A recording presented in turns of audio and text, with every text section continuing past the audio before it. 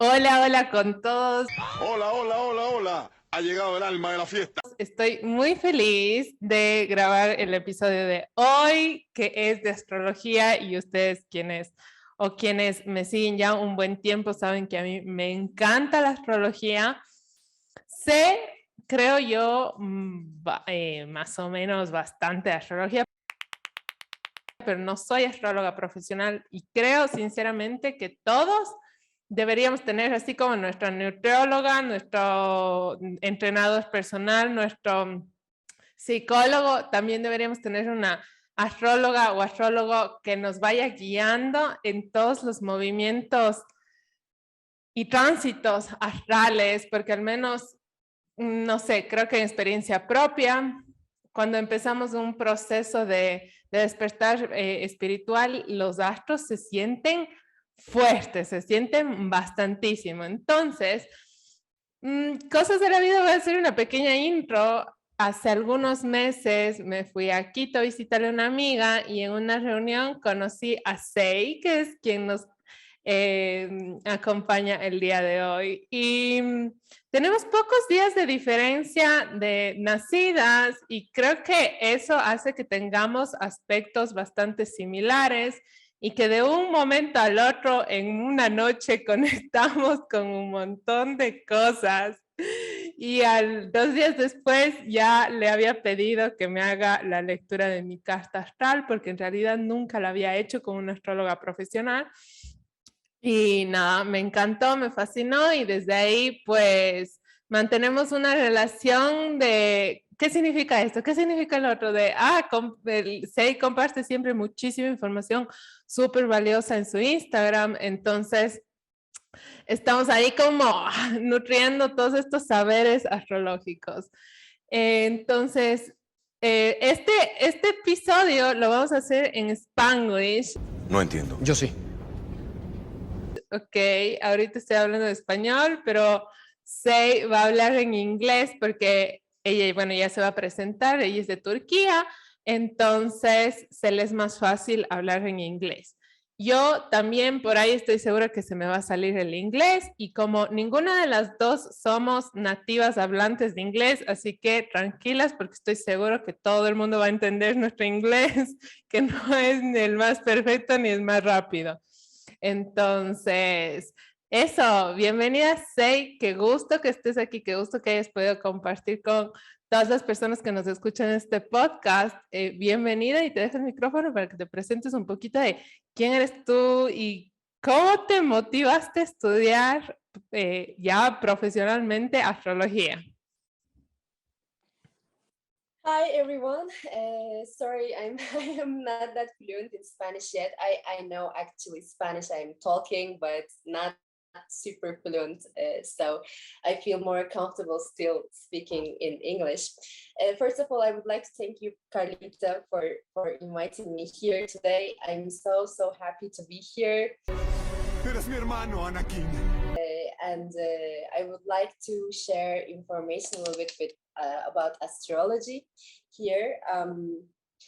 But astrology is something else. I have to learn deeper.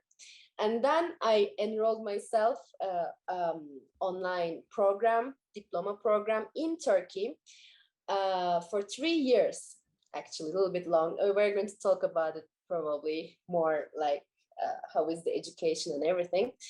It's a serious, how you say, carrera, profession, actually, in the world. And I love it so much because it's not like you just learn in a few months and you're done. It's over. No, it's like a very deep sea that you just learn and learn and learn, and then you learn more and more. It's like lifetime learning. And it attracted me even more because it's challenging, you know. It's like you can improve yourself all the time. Like it's not like, okay, it's finished. And then in astrology, there are different branches, let's say. First of all, like classic astrology,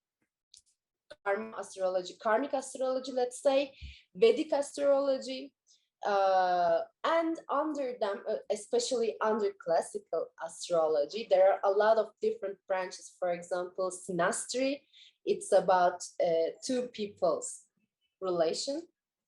two persons relation, or astrocartography. It's about your carta natal and the carta, it's like geographically speaking, which planet of yours on which countries. For example, if your Venus is close to a country passing from, let's say, England, then probably you can find love there, or you find peace, or you be happy. But if your Saturn passes from a country, it might give you some troubles, you just, like challenges, and this kind of things, astrocartography. And there are medical astrology, financial astrology.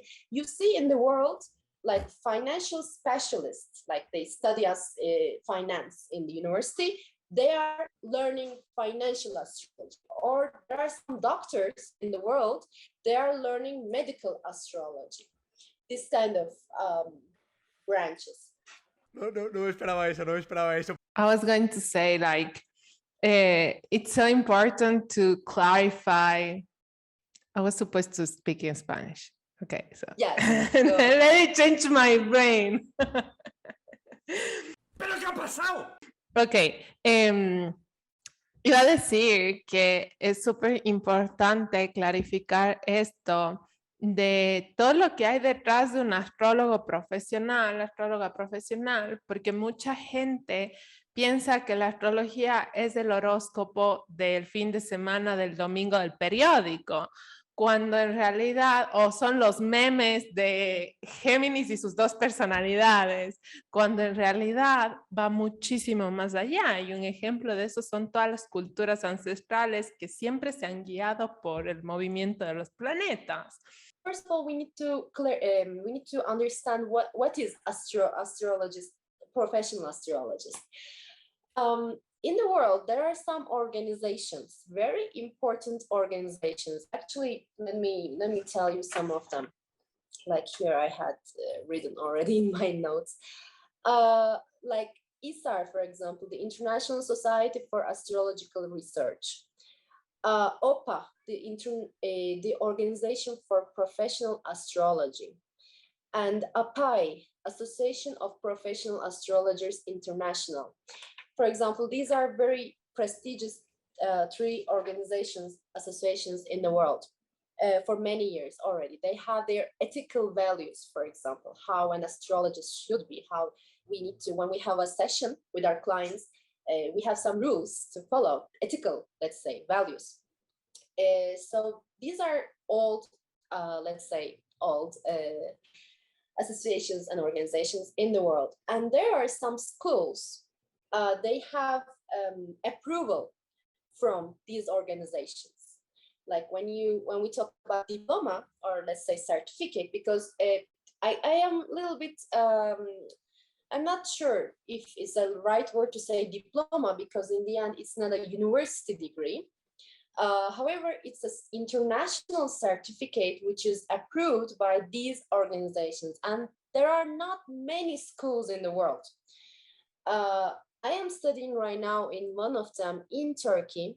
I already finished my karma astrology education, which lasted 1 year. So I can say that I am a karmic astrologist. ¡Diablos, señorita! However, this 3 years old, 3 years diploma program or international certificate program is for classical astrology.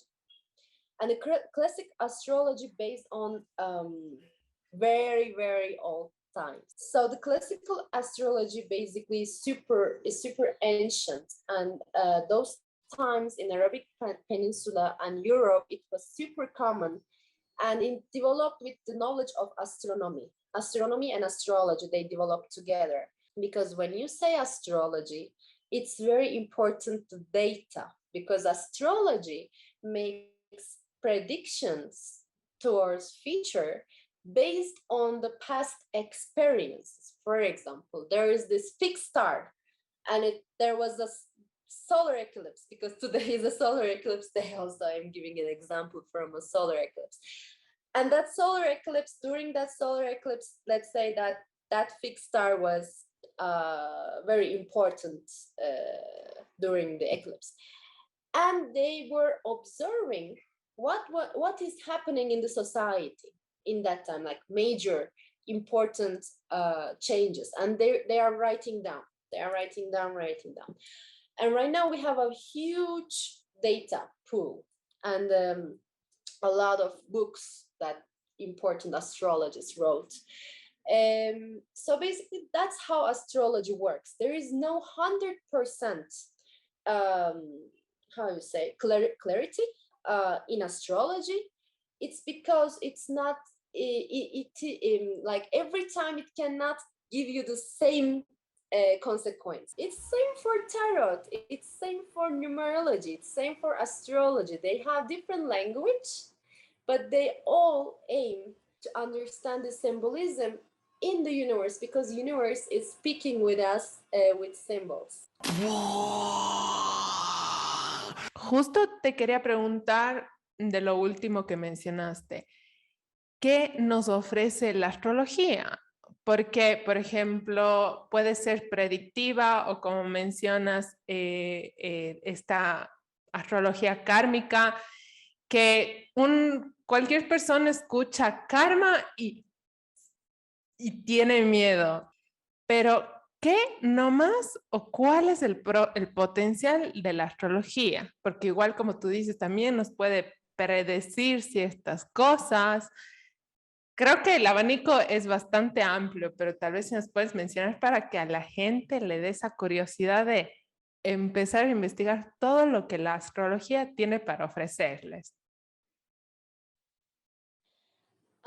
When we talk about astrology, actually, yes, there are predictions. It's an important part of it. It's an actually ancient habit of astrology, because why we were using astrology before? We were using, I mean, when we say we, like society, like it was for related with cosechas. But in time, this is classical astrology part, by the way. Classical astrology has a lot of techniques to predict future, not only one. We are using a lot of different techniques with professional programs. It's like, the architects use AutoCAD, the program. It's very complicated. Nos vamos a entender muy bien. Program. So astrologists, we have our own program, super complicated. It takes a lot of lessons to understand how that program works, because like millions of functions of the program. So we have a lot of techniques to predict the future. And it was that comes from the classical astrology tradition. However, when the psychology as a science started to develop in the recent century, there is this modern astrology, especially when we think about the planets after Saturn, like Uranus, Neptune, and Pluton, like Urano, Neptuno, y Pluto, no? They were discovered, and then astrology structure started to change a little bit, and then we say modern astrology because we have 3 new planets right now. However, meanwhile, the classic astrology tradition continues, like I can maybe explain later more deeply.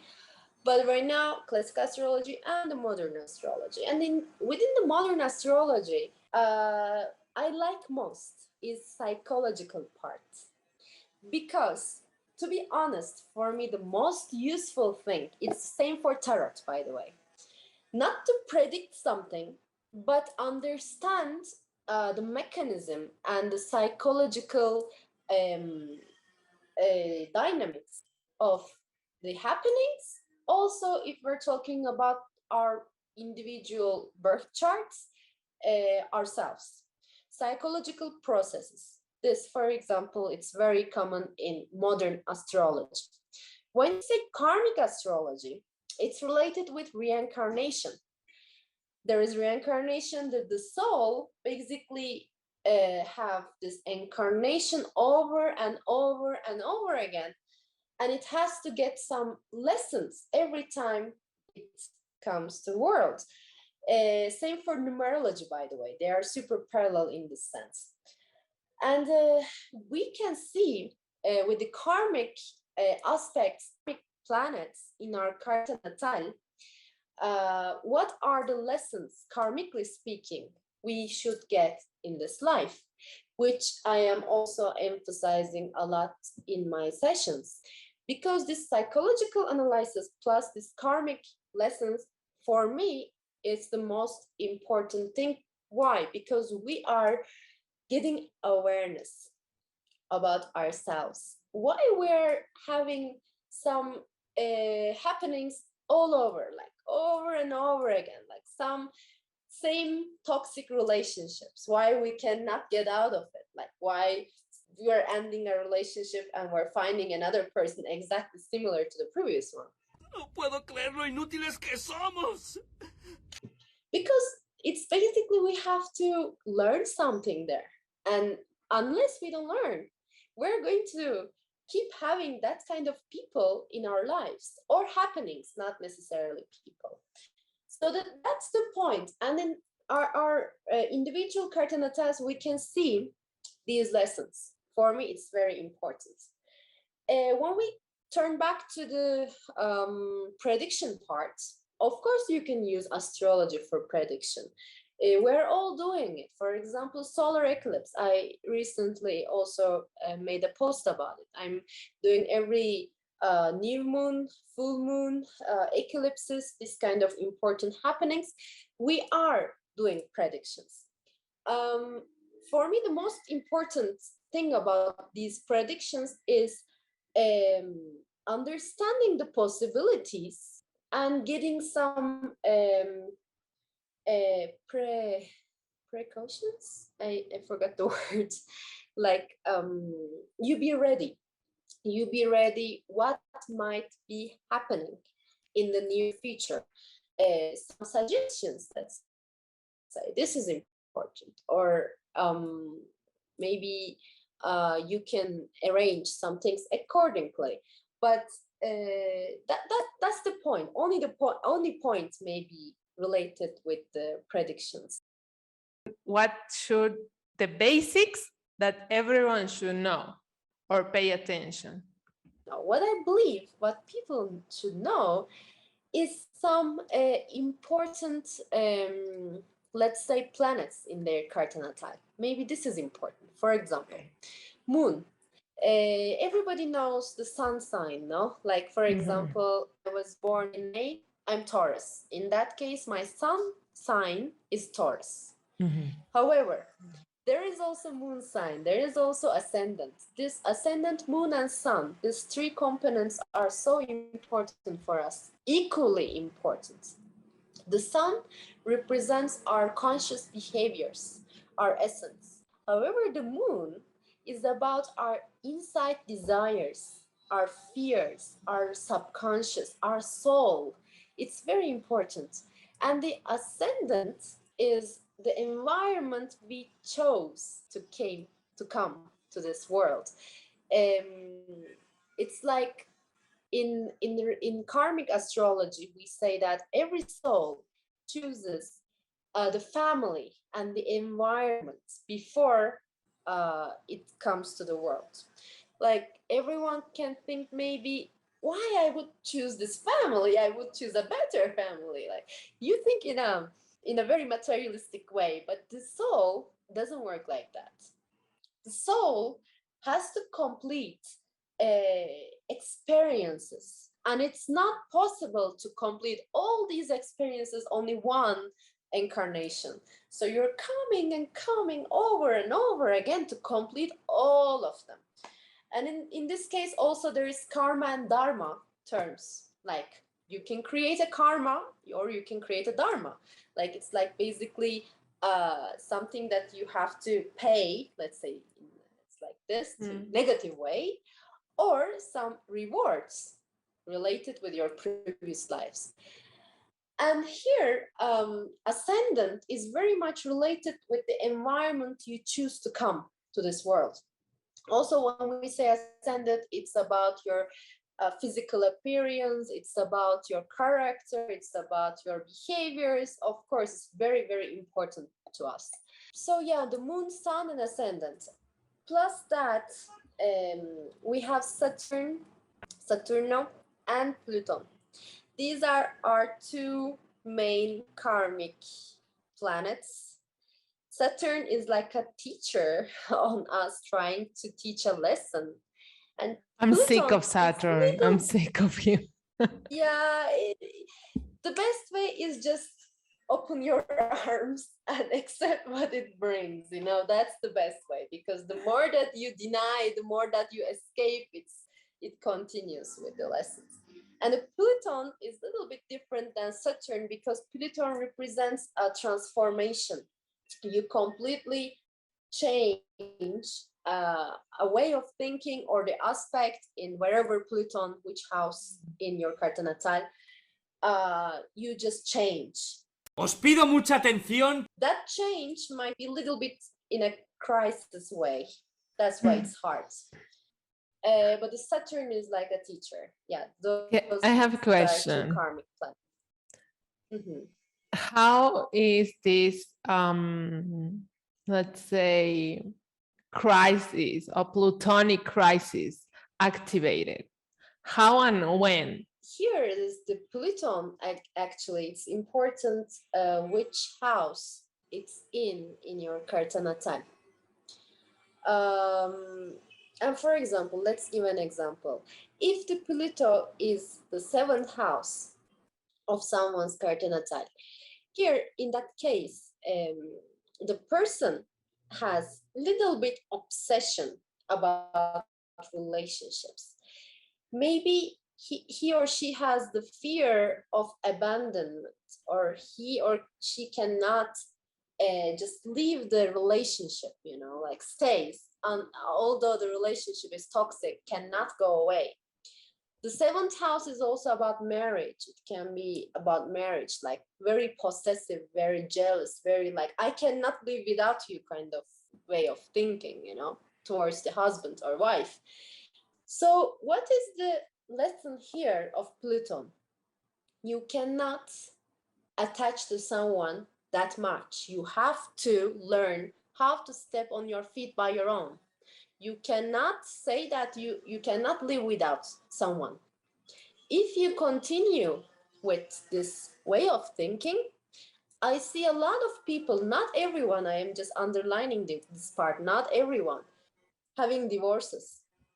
In the 7th house, they have Pluto. It's not necessarily work like that, I'm underlining. But if you just resist, like for example, you want to do everything with your husband, you don't do anything by yourself, like it should be someone with you all the time, or it's like you're so deeply connected, which is not a bad thing, but it's like obsessions, like, you know, toxic. Yeah, because Pluto, it's very dark. Take it to the extreme. Yeah. Yes, the Pluton is hard. If you resist that lesson, whatever it's trying to teach you, it puts you the situation that you have to face with your fears. No mames. Está cabrón. In that case, the person might have a divorce fear, and you face with that fear. Or, for example, the 7th house and the 1st house, quite contrary. If the Pluton is in the 1st house, quite contrary, the person doesn't like to do anything with other people. Like super strong woman or man, I do everything by myself. I don't need anybody. I can do every work, you know, by my own and everything. Very super strong people you see from the Pluto 1st house. But what happens? The life tries to teach you that you should trust other people. You should do things with other people, like a partner. It can be a marriage, but not necessarily. It can be a project that you work with other person. If you keep resisting that, no, I'm gonna do because, you know, I know better than anybody. I do perfectly what I do. I don't need anybody. And in that case, life puts you the situations that you have to work with other people. You have to. Like, I always give this example. For example, let's say that your Pluton is in the 1st house and you're married. And you always do things in-house by your own. Like you do shopping, you just take care of everything, you know, you work at the same time. You don't like to ask anything from your husband because you feel a little bit like, I am strong, I can do everything by myself. So what happens? Like maybe you have a problem with your feet, I don't know, and you cannot drive a car in that moment when it's triggered, let's say, from the time. And you have to ask from your husband, please take me to supermarket. Or you ask like, please do the shopping behalf of me. These kind of situations. It depends where the Pluto is. You have to learn a certain thing. And if you resist to learn, lifelong, you find those situations in your life. It's like it's just tests you. Same with Saturn, but a little bit different. Saturn also related with lessons, but it's a little bit different. Resume, we have to know the big three: sun sign, ascendant, and moon sign.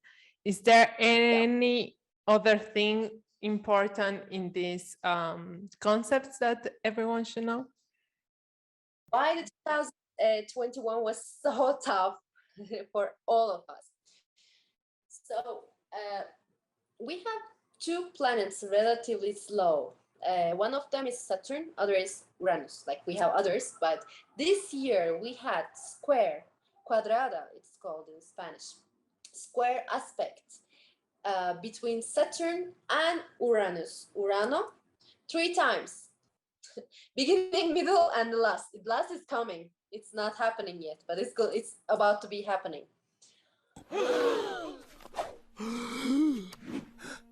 So it marked that 3 times. Why it's 3 times?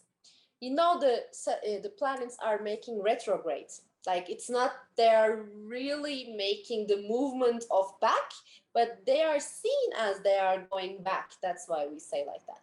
So it goes forward, make the square, it goes back, make the square again. It goes forward, make another square.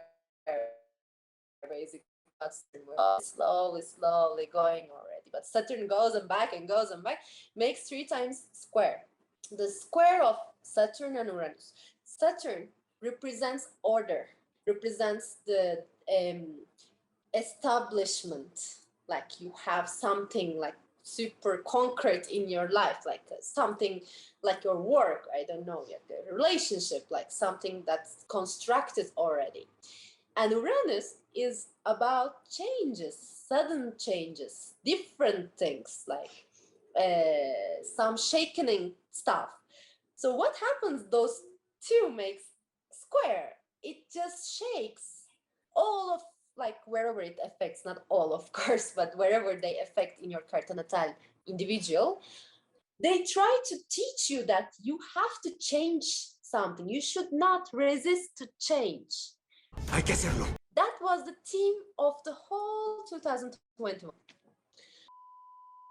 Now I'm thinking I have Pluto in Scorpio, and what we talked about, it's like, oh my God.